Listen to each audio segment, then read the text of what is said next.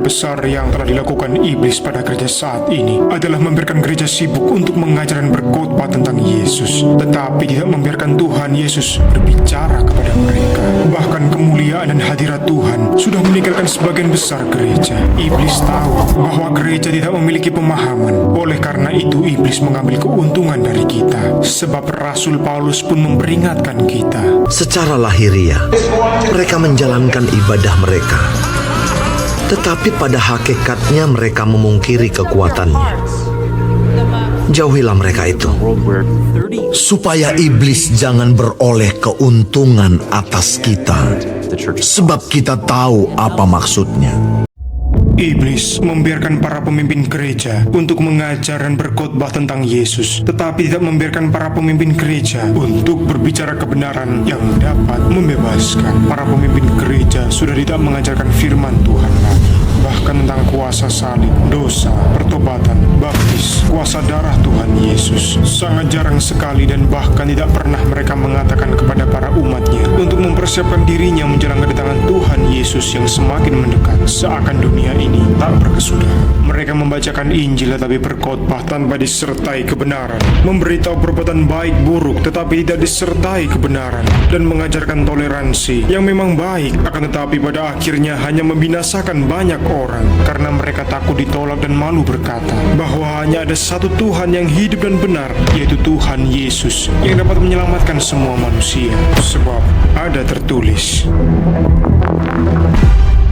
orang percaya, terutama para pemimpin, mengatakan bahwa kerajaan kegelapan telah dikalahkan. Tetapi Yohanes 10 ayat 10 mengatakan bahwa iblis datang untuk mencuri, membunuh, dan membinasakan. Sedangkan banyak orang percaya yang berjalan, tetapi secara spiritual mereka terluka, kalah, terikat dengan kutukan generasi, dengan pintu terbuka untuk iblis. Dan iblis memiliki hak untuk mengontrol dan memengaruhi atas umat Allah. Sebab inilah celah pintu itu, yaitu pikiran, hati, mata, telinga, mulut. Sebab ada tertulis, mata adalah pelita tubuh.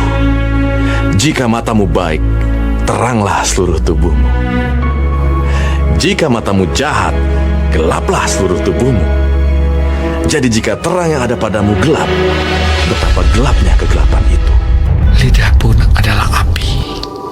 Ia merupakan suatu dunia kejahatan dan mengambil tempat di antara anggota-anggota tubuh kita sebagai sesuatu yang dapat menodai seluruh tubuh dan menyalakan roda kehidupan kita, sedang ia sendiri dinyalakan oleh api neraka. Tapi apa yang keluar dari mulut berasal dari hati, dan itulah yang menajiskan orang.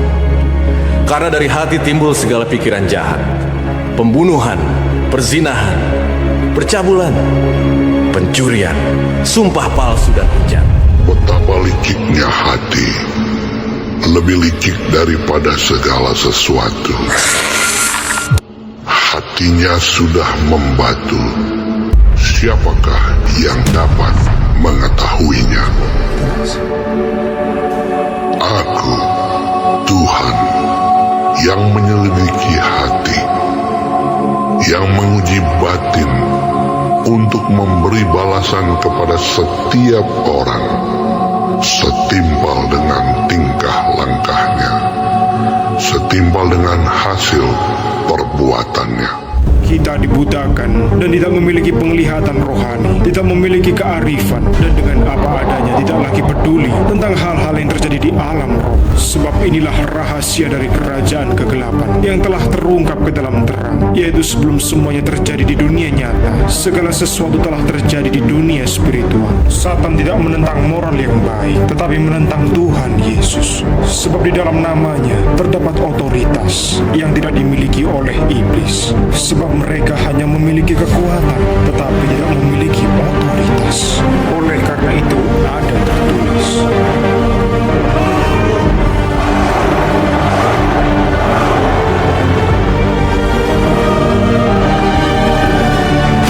jika gereja saat ini hanya berkhotbah dan mengajarkan tentang moral-moral yang baik, menjadikan gereja gereja menjadi gereja mati. Segala sesuatu yang baik belum tentu benar, sebab kamu diselamatkan bukan karena perbuatan baik yang telah kamu lakukan, tetapi karena kasih karunia yang diberikan oleh Tuhan Yesus yang telah menebus kamu di atas kayu salib. Begitupun dalam perjanjian lama, orang-orang tidak bisa selamat karena perbuatan baik yang telah diperbuatnya. Oleh sebab itu mereka, baik sengaja atau tidak sengaja, telah melakukan dosa, harus mempersembahkan korban penebus dosa sebagai gantinya. Di mana jika ada satu orang berdosa, harus ada hewan korban yang tak bercela sebagai gantinya, sebagai silih atas dosa-dosa mereka. Oleh sebab itu, kita telah beroleh selamat, bukan karena perbuatan kita, tetapi oleh karena kasih karunia-Nya yang diberikan kepada kita melalui Tuhan Yesus Kristus, Juru Selamat kita. Sebab karena kasih karunia kamu diselamatkan oleh iman.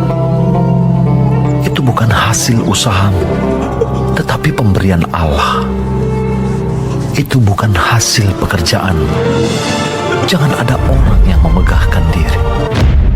Kekhawatiran terbesar pada gereja saat ini adalah bagaimana suatu gereja berfokus pada pertumbuhan dalam program mereka dan seberapa banyak pelayanan yang mereka lakukan dalam satu tempat ibadah. Sedangkan gereja saat ini hanya berkhotbah dengan kata-kata bahagia, bukan kata-kata kebenaran yang dapat membebaskan. Sebab firman Allah hidup dan kuat dan lebih tajam daripada pedang bermata dua manapun. Ia menusuk amat dalam sampai memisahkan jiwa dan roh, sendi-sendi dan sumsum. Ia sanggup membedakan pertimbangan dan pikiran hati kita, dan tidak ada suatu makhluk pun yang tersembunyi di hadapannya. Sebab segala sesuatu telanjang dan terbuka di depan mata Dia, yang kepadanya kita harus memberikan pertanggungan jawab. Oleh karena hal itu jugalah banyak orang tidak mengenal kebenaran daripada Tuhan, sebab mereka mendengarkan apa yang ingin mereka dengar dari para pemuka-pemuka yang mendapatkan pengurapan bukan daripada Tuhan, melainkan daripada selembar kertas yang membuat mereka layak dihormati oleh banyak orang. Sedang kamu dibawa dan dituntun oleh para pemuka, bukan oleh Roh Kudus yang berdiam di dalam kamu. Maka bagaimanakah kamu dapat diselamatkan? Sebab ada tertulis, semua itu kutulis kepadamu, yaitu mengenai orang-orang yang berusaha menyesatkan kamu.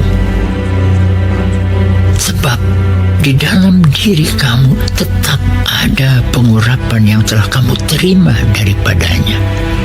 Karena itu tidak perlu kamu diajar oleh orang lain, tetapi sebagaimana pengurapannya mengajar kamu tentang segala sesuatu, dan pengajarannya itu benar, tidak dusta, dan sebagaimana ia dahulu telah mengajar kamu, demikianlah hendaknya kamu tetap tinggal di dalam Dia. kamu pun tahu ketika Yesus memutarbalikkan meja-meja dan mengusir semua orang di halaman bait Allah, Ia mendapati bahwa banyak orang melakukan perbuatan tercela dengan berjualan di halaman bait Allah. Mereka telah menodai tempat kudus, di mana hadirat Tuhan bersemayam di situ, sebab ada tertulis, Lalu Yesus masuk ke bait Allah dan mengusir semua orang yang berjual beli di halaman bait Allah.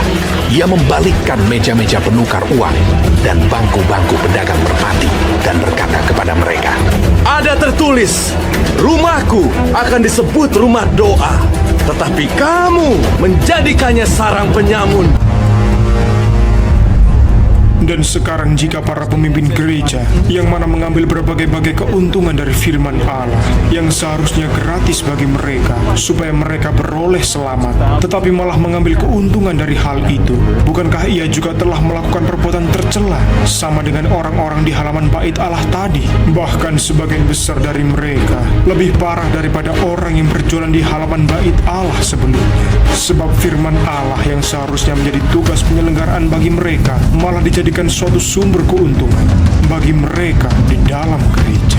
Sebab Rasul Paulus pun berkata, Jadi, jika kami telah menaburkan benih rohani bagi kamu, berlebih-lebihankah kalau kami menuai hasil duniawi daripada kamu? Kalau orang lain mempunyai hak untuk mengharapkan hal itu daripada kamu, Bukankah kami mempunyai hak yang lebih besar? Tetapi kami tidak mempergunakan hak itu. Sebaliknya, kami menanggung segala sesuatu supaya jangan kami mengadakan rintangan bagi pemberitaan Injil Kristus.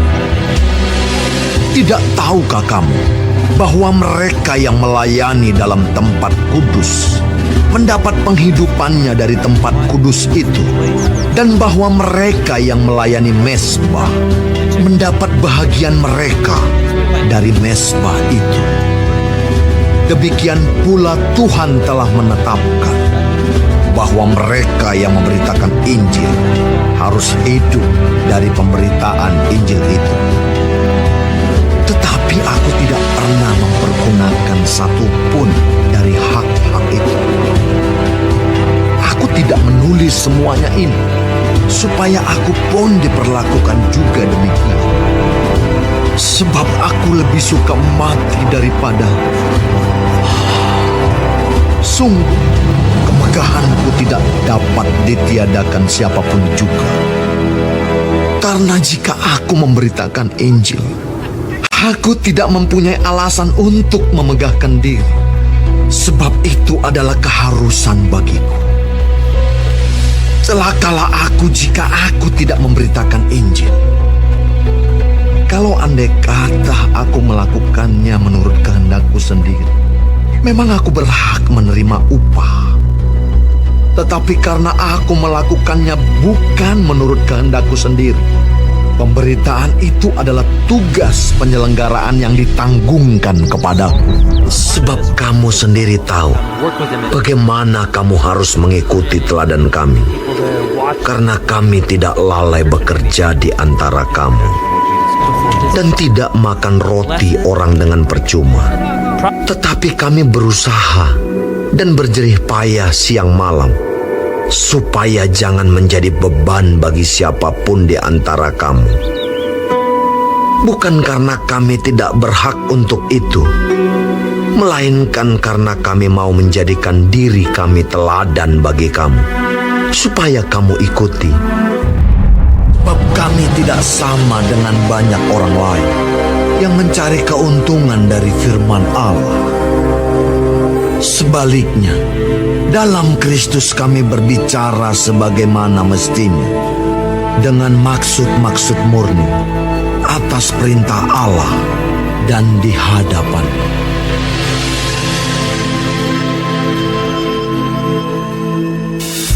Dan ketika semuanya telah kamu ketahui, sekarang jika Yesus hadir di dalam gerejamu, apakah ia hanya akan duduk manis dan senang tentang apa yang telah kamu katakan kepada banyak orang, atau malah memutarbalikan mejamu dan menghancurkan tempatmu, seperti yang dilakukan Yesus kepada orang-orang di halaman bait Allah dulu? Oleh karena semuanya itu, gereja menjadi gereja mati, yang tidak mempunyai kekuatan dalam melawan dan mengenali pengaruh Satan dan dunia, yang semakin gencar-gencarnya melakukan pekerjaannya menjelang kedatangan Tuhan yang sudah diambang pintu, yang tanpa disadari oleh manusia, mereka telah masuk ke dalam rancangannya, yaitu rancangan kebinasaan. Sebab gereja mengikuti dunia, tetapi dunia tidak mengikuti gereja, dan pada akhirnya gereja akan runtuh, meskipun gereja berpedoman seperti yang tertulis. Dan aku pun berkata kepadamu, engkau adalah Petrus, dan di atas batu karang ini aku akan mendirikan jemaatku, dan alam maut tidak akan menguasainya. Memang maut telah dikalahkan, tetapi dunia masih belum. Sebab dunia akan dikalahkan ketika penghakimannya datang ke dunia ini. Sebab ia akan datang kembali, bukan sebagai penyelamatmu, melainkan sebagai hakim. Lihatlah semakin meningkatnya jumlah pemimpin gereja dan jemaat yang terlibat dalam perceraian, pornografi, perpecahan dalam keluarga, kecanduan, lebih percaya pada pengertiannya daripada kepada Tuhan. Dan banyak umat Tuhan yang terikat dan sekarat secara spiritual, yang memengaruhi secara langsung kondisi jasmaninya, karena mereka tidak tahu atau kurang pengetahuan tentang perang yang kita hadapi dan siapa musuh kita. Sebab ada tertulis, karena perjuangan kita bukanlah melawan darah dan daging, tetapi melawan pemerintah-pemerintah, melawan penguasa-penguasa, melawan penghulu-penghulu dunia yang gelap ini, melawan roh-roh jahat di udara. Hal gila yang pernah didengar dan menghancurkan adalah ketika orang berpindah dari satu kota, negara, atau tempat yang lain. Adalah ketika mereka berkata, apakah ada tempat yang bagus, fasilitas, dan transportasi yang memadai di sana? Dan tidak pernah mereka berkata, apakah ada gereja orang percaya yang berkhotbah tanpa kompromi tentang firman Allah? Mereka tidak peduli tentang nasib dan tujuan mereka atau konsekuensi dari kekekalan. Dan pada saat itulah Anda tahu bahwa iblis telah menjebak Anda, karena orang-orang tidak mau diselamatkan dan dibebaskan, tetapi hanya ingin mencari manfaatnya saja. Dan oleh karena itu Tuhan berkata, Umatku binasa karena tidak mengenal Allah. Karena engkaulah yang menolak pengenalan itu, maka aku menolak engkau menjadi imamku. Dan karena engkau melupakan pengajaran Allahmu, maka aku juga akan melupakan anak-anakmu. oleh karena pengajar mengajar dengan tidak benar dan tidak mau mengatakan kebenaran, maka para pemimpin gereja yang tidak mengikuti kebenaran daripada Tuhan melalui Roh Kudus yang telah diutusnya, mereka akan dihajar Tuhan dengan sangat keras pada kedatangannya, karena telah menjadikan gereja menjadi gereja mati. Sebab ada tertulis, para pengajar akan dihakimi dengan ukuran yang lebih berat. Sebab menyatakan semua ini menimbulkan banyak hal dan ancaman, baik dari yang terlihat maupun yang tak terlihat, karena telah membuka salah satu rahasia pekerjaan dari kerajaan kegelapan yang terselubung bagi banyak orang. Dan selubung kegelapan itulah yang menyebabkan gereja menjadi gereja mati. Kita generasi terakhir yang memenuhi nubuatan terakhir firman Allah dan peperangan rohani pada puncak tertingginya. Sesungguhnya Tuhan Allah menolong aku. Siapakah yang berani menyatakan aku bersalah? Sesungguhnya mereka semua akan memburuk seperti pakaian yang sudah usang. Ngengat akan memakan mereka. Aku menulis kepadamu bukan karena kamu tidak mengetahui kebenaran, tetapi justru karena kamu mengetahuinya, dan karena kamu juga mengetahui bahwa tidak ada dusta yang berasal dari kebenaran. Kemudian daripada itu akan terjadi bahwa aku akan mencurahkan rohku ke atas semua manusia. Maka anak-anakmu laki-laki dan perempuan akan bernubuat. Orang-orangmu yang tua akan mendapat mimpi. Teruna-terunamu akan mendapat penglihatan-penglihatan. Juga ke atas hamba-hambamu laki-laki dan perempuan akan kucurahkan rohku pada hari-hari itu. Aku bersyukur kepadamu Bapa, Tuhan langit dan bumi, karena semuanya itu Engkau sembunyikan bagi orang bijak dan orang pandai, tetapi Engkau nyatakan kepada orang kecil. Ya Bapa, itulah yang berkenan kepadamu. Berbahagialah mata yang melihat apa yang kamu lihat, karena aku berkata kepada kamu, banyak nabi dan raja ingin melihat apa yang kamu lihat, tetapi tidak melihatnya, dan ingin mendengar apa yang kamu dengar, tetapi tidak mendengarnya.